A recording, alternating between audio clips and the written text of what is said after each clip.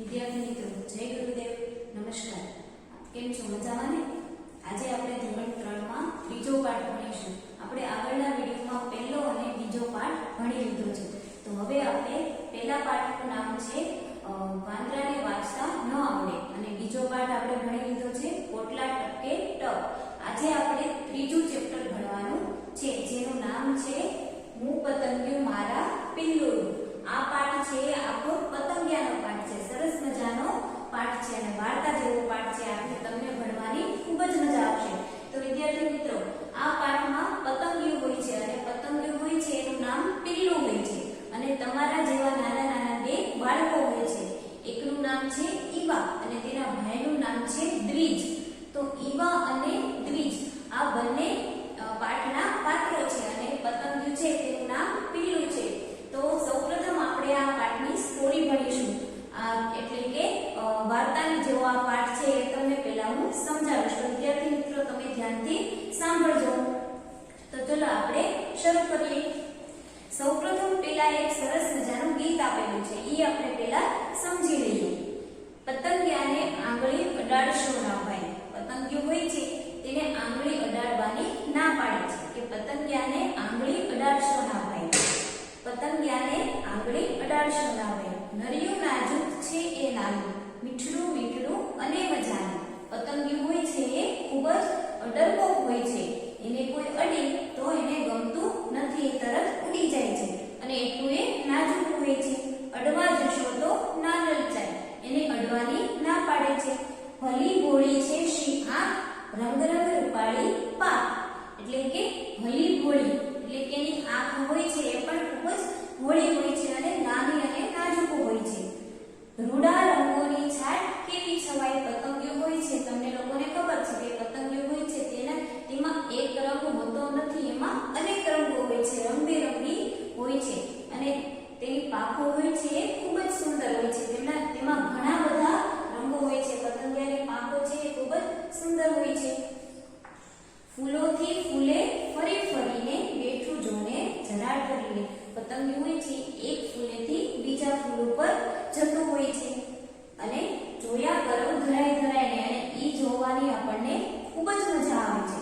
તો વિદ્યાર્થી મિત્રો, સરસ મજાનું ગીત હતું. હવે આપણે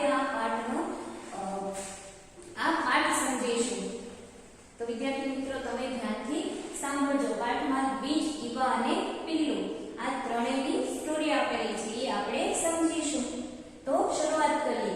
બપોરે વરસાદનું એક ઝાપટું પડી ગયું. વિદ્યાર્થી મિત્રો, તમને ખબર છે કે આપણે ત્યાં ત્રણ ઋતુઓ છે, શિયાળો, ઉનાળો અને ચોમાસું. તો શિયાળાની ઋતુમાં ખૂબ જ ઠંડી પડે છે અને ઉનાળાની ઋતુમાં ખૂબ જ ગરમી પડે છે. અને અત્યારે કઈ ઋતુ ચાલે છે? તો કે અત્યારે ચોમાસાની ઋતુ ચાલે છે. તો આ ચોમાસાની ઋતુમાં આપણે લોકોને ખબર છે કે વરસાદ પડે છે. તો બપોરે વરસાદનું એક ઝાપટું પડી ગયું. વરસાદનું ઝાપટું એટલે કે થોડીવાર માટે વરસાદ આવીને જતો રહે છે, એને આપણે ઝાપટું કહીએ છીએ. તો બપોરનો ટાઈમ હતો અને વરસાદનું ઝાપટું પડી ગયું. તે પછી સરસ તડકો નીકળ્યો હતો. દ્વિજ અને ઈવા તેમના ઘર આગળ રમતા હતા. તમે જેવી રીતે ઘરના આંગણામાં રમતા હોય છો એવી રીતે આ દ્વિજ અને ઈવા બંને ભાઈ બહેન હોય છે અને આ ભાઈ બહેન હોય છે એ રમતા હોય છે. દ્વિજ અને ઈવા ઘરના આંગણામાં રમતા હોય છે. ત્યાં ઘણા બધા પતંગિયા હતા. જુઓ, ઘરના આંગણામાં બંને ભાઈ બહેન રમતા હતા ત્યારે ત્યાં ઘણા બધા પતંગિયા હતા. તેમાં મોટી પીળી પાંખો વાળું પતંગિયું ઈવાને ખૂબ જ ગમી ગયું. પીળા કલરનું જે પતંગિયું હતું, પીળા કલરની પાંખ વાળું, ઈ ઈવાને ખૂબ જ ગમી જાય છે.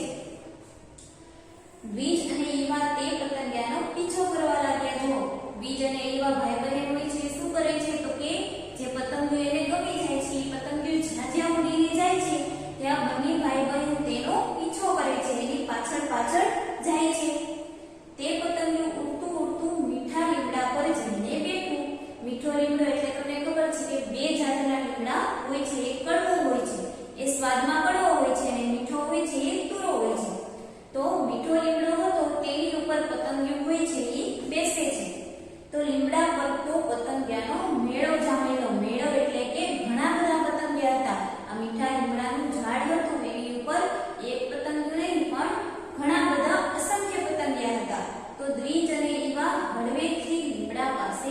ગયા, દ્વિજ અને ઈવા હોય છે એ ધીમેથી લીમડા પાસે જાય છે. તો પેલા પીળા પતંગિયાની સાથે બીજા કેટલાક પતંગિયા પણ ઉડી ગયા. જો દ્વિજ અને ઈવા એ લીમડા પાસે જાય છે ત્યારે પેલું પીળું પતંગિયું તો ઉડી જાય છે, પણ એની સાથે સાથે બીજા બધા ઘણા પતંગિયા હતા એ પણ ઉડી જાય છે.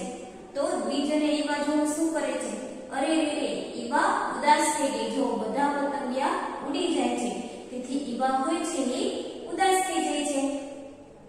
જોજો આ પાંદડા પર શું છે? પાંદડા પર નાના નાના પીળા ટપકા જેવું કશું હતું. જો દ્વિજ હોય છે ઈવાને કહે છે કે જો આ પાંદડા ઉપર શું ચોટેલું છે? તો પાંદડા ઉપર શું હતું? તો કે નાના નાના પીળા ટપકા જેવું કંઈ હતું. એને ખબર નહોતી કે આ શું છે. પછી શું થાય છે? તો કે ઈવાએ ધ્યાનથી જોઈને કહ્યું. ઈવા હોય છે એનો ભાઈ, ઈ ધ્યાન એની બહેન હોય છે એ કહે છે, ધ્યાનથી જોવે છે અને પછી કહે છે કે આ તો ઈંડા લાગે છે. શું કહે છે? તો કે આ તો ઈંડા લાગે છે. શેના ઈંડા હશે એ એને ખબર હોતી નથી. પછી શું થાય છે? તો કે તેઓ જોવા માટે વધારે નજીક ગયા. એને ખબર હોતી નથી કે શેના ઈંડા છે, પણ એ જોવા માટે જે પાન હોય છે એની નજીક જાય છે, વધારે નજીક જાય છે. તેઓ જોવા માટે વધારે નજીક ગયા. તો તેમાં તે પાંદડાવાળી ડાળખીને ધક્કો લાગ્યો. એની નજીક જાય છે ત્યારે એ ટપકા હોય છે એ પાંદડાવાળી ડાળખી હોય છે એને ધક્કો લાગે છે. તો બંને ભાઈ બહેન થોડા ગભરાયા. જો પાંદડાને ધક્કો લાગે છે તેથી બંને ભાઈ બહેન હોય છે દ્વિજ અને ઈવા એ બંને ગભરાઈ જાય છે, ડરી જાય છે. તેમને ચિંતા થઈ કે ક્યાંક પેલા ઈંડા પડી જશે. જો એને ધક્કો લાગે છે પાંદડાને તો તેને ચિંતા થાય છે, ગભરાઈ જાય છે કે ક્યાંક પેલા પાંદડા ઉપર પેલા ઈંડા છે એ પડી ન જાય. પણ એવું ન થયું. પણ એ ઈંડા પડતા નથી. તો ઈંડા તો પાંદડાને બરાબર ચોટી રહેલા. ઈંડા હોય છે એ પાંદડાને બરાબર ચોટી ગયા હતા. તેથી ધક્કો લાગતા પણ એ ઈંડા નીચે પડતા નથી. દ્વિજ અને ઈવાને હાશ થઈ. દ્વિજ અને ઈવા હોય છે એને હવે શાંતિ થાય છે કે ઈંડા પડ્યા નથી. પછી આગળ શું થાય છે? તો કે ઈવાએ મમ્મીને કહ્યું કે હવે થોડા દિવસ લીમડો તોડતી વખતે ધ્યાન રાખજે. ઈવા હોય છે એના મમ્મીને કહે છે કે લીમડો તોડતી વખતે તું હવે ધ્યાન રાખજે. મીઠો લીમડો હોય છે એ આપણે રસોઈમાં નાખતા હોય છે, દાળ શાક ભાત એમાં આપણે નાખતા હોય છે મીઠો લીમડો. તો એના મમ્મીને કહે છે કે હવે થોડા દિવસ માટે તું લીમડો લેતી વખતે થોડું ધ્યાન રાખજે કે જેથી આ ઈંડા પડી ન જાય. પછી આગળ શું થાય છે? તો કે બીજી સવારે ઉઠતા વેત બંને મીઠા લીમડા પાસે પહોંચ્યા. જો ત્યારે પછી ઘરે જતા રહે છે અને પછી બીજા દિવસે સવારે ઉઠીને તરત બંને ભાઈ બહેન ક્યાં જાય છે? તો કે લીમડા પાસે જાય છે. પણ ત્યાં તો ઈંડા નહોતા. લીમડા પાસે જઈને એ જોવે છે તો ત્યાં એને ઈંડા જોવા મળતા નથી. પણ ત્યાં તો પીળા ઈંડાને બદલે ત્યાં હતી લીલી લીલી ઝીણી ઝીણી ઈયળો. જો ઈંડા હતા પીળા કલરના જે પાંદડાને ચોટેલા હતા એ જોવા જાય છે ત્યારે ઈંડા એને જોવા મળતા નથી. પણ ત્યાં એને શું જોવા મળે છે? તો કે ત્યાં એને લીલી લીલી અને ઝીણી ઝીણી નાની નાની ઈયળો જોવા મળે છે. ઈયળો તમે જોઈ છે કે ઈયળો નાની નાની ને કેવી હોય? તો આ ઈયળો પાંદડા ઉપર હોય છે. તો જુદા જુદા પાન પર ભાખોડિયા ભરતી ઈયળો. આ પાન હોય છે એ એક પાન પર નહીં, અલગ અલગ પાન પર ઘણી બધી ઈયળો હતી અને એ પાન ઉપર ચાલતી હોય છે. ભાખોડિયા ભરતી એટલે કે ચાલતી હોય છે. તે ડાળખીના કેટલાય પાંદડા પર નાના નાના કાણા હતા. લીમડાની આ ડાળખી હતી તેની ઉપર ઘણા બધા નાના નાના ઝીણા ઝીણા કાણા પડી ગયા હતા. એક પાંદડા પર એક જ ઈયળ હતી. જો એક પાંદડા ઉપર બીજી ઈયળ હતી ને એક પાંદડા ઉપર એક ઈયળ, બીજા પાન ઉપર બીજી ઈયળ, એવી રીતે. તો ઈવાએ કાળજીથી તે પાંદડું તોડ્યું. ઈવા હોય છે શું કરે છે?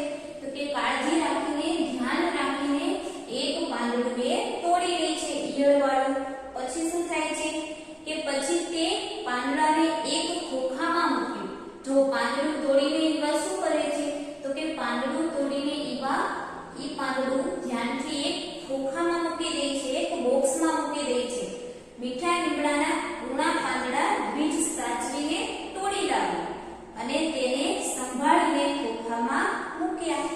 ઈવા દ્વિજ હોય છે એ શું કરે છે તો કે દ્વિજ મીઠા લીમડાના પાન થોડા તોડીને લાવે છે અને એ પાન ક્યાં મૂકે છે તો કે એ પાન પેલા બોક્સમાં મૂકે છે, પેલા ખોખામાં મૂકે છે.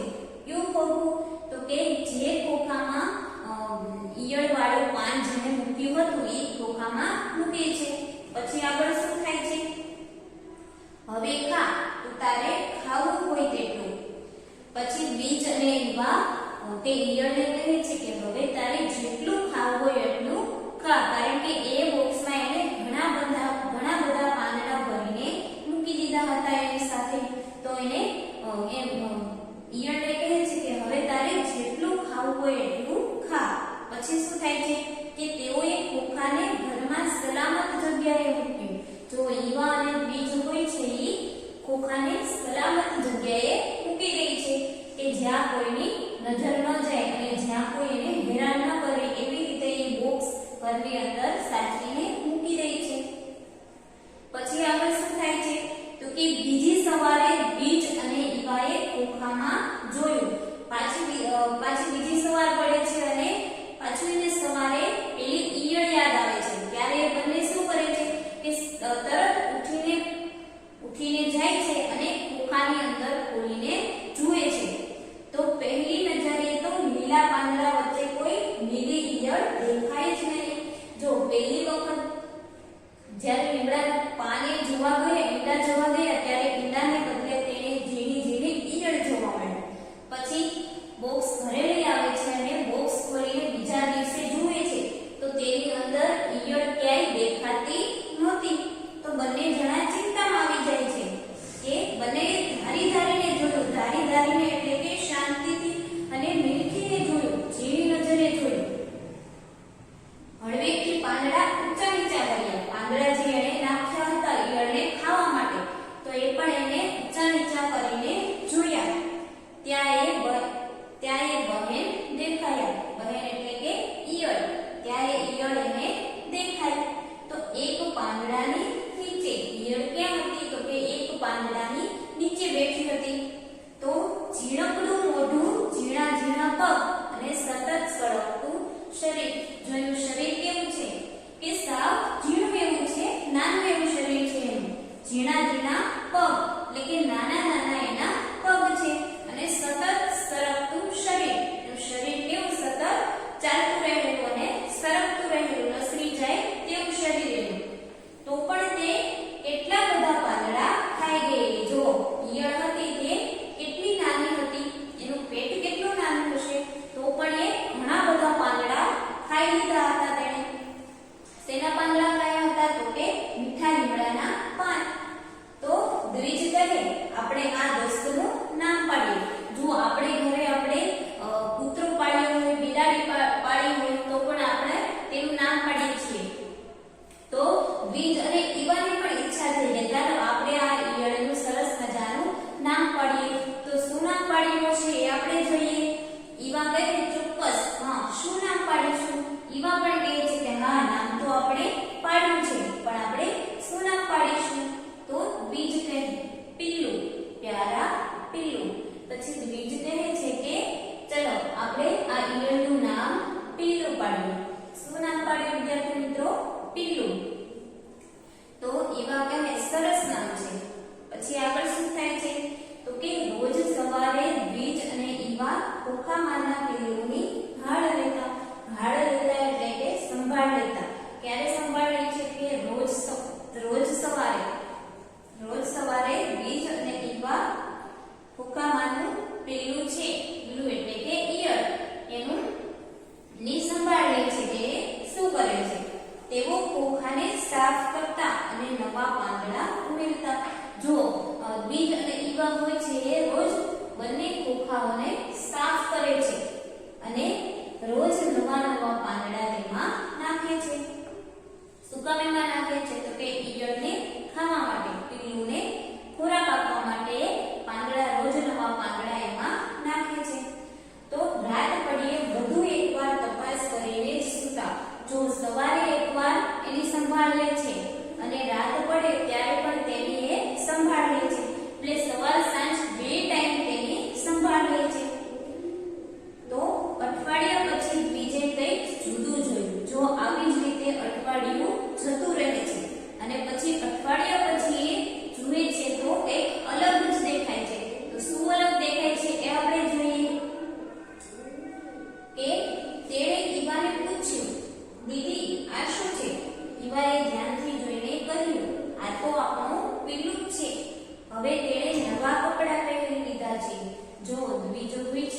ઈવાને કહે છે કે ઈવા આ શું છે? તો ઈવા એ ધ્યાનથી જોવે છે અને કહે છે કે આ તો આપણું પિલ્લું જ છે, પણ આજે એણે નવા કપડાં પહેરી લીધા છે.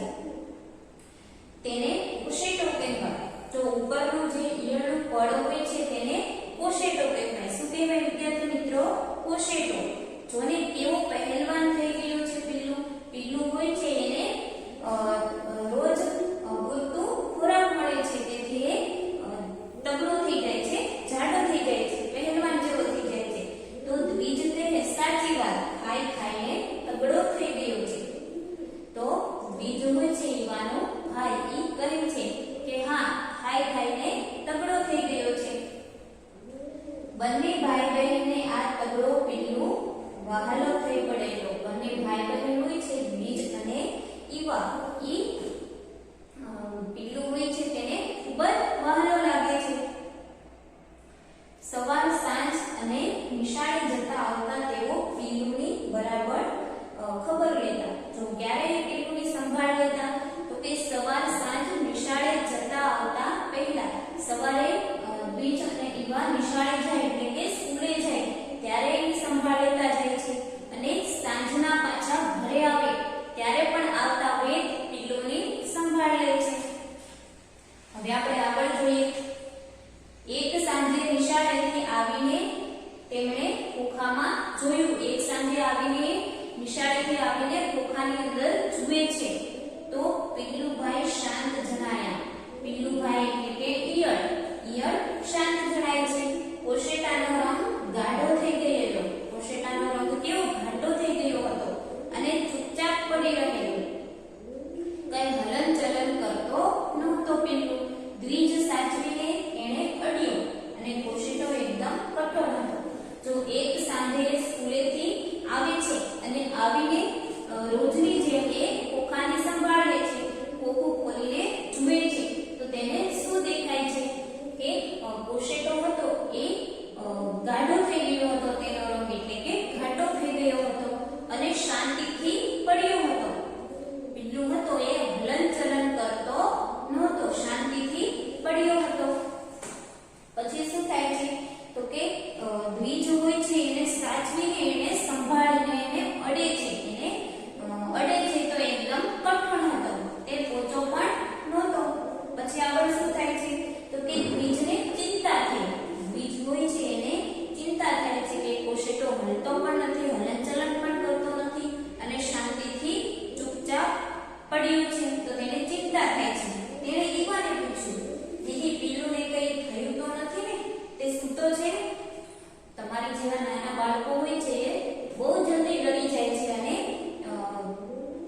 ઈવા છે એ કહે છે કે સૂતો છે ને, એને કઈ થયું તો નથી ને? એમ બંને જણા ચિંતા કરે છે.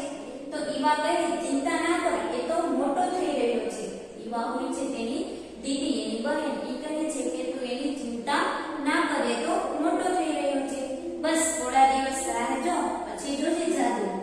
ઈ તેની બહેનને સાંત્વના આપે છે કે ઈ તો મોટો થઈ રહ્યો છે, એની ચિંતા ના કર, થોડા દિવસ જવા દે, પછી એનું જાદુ જોજે.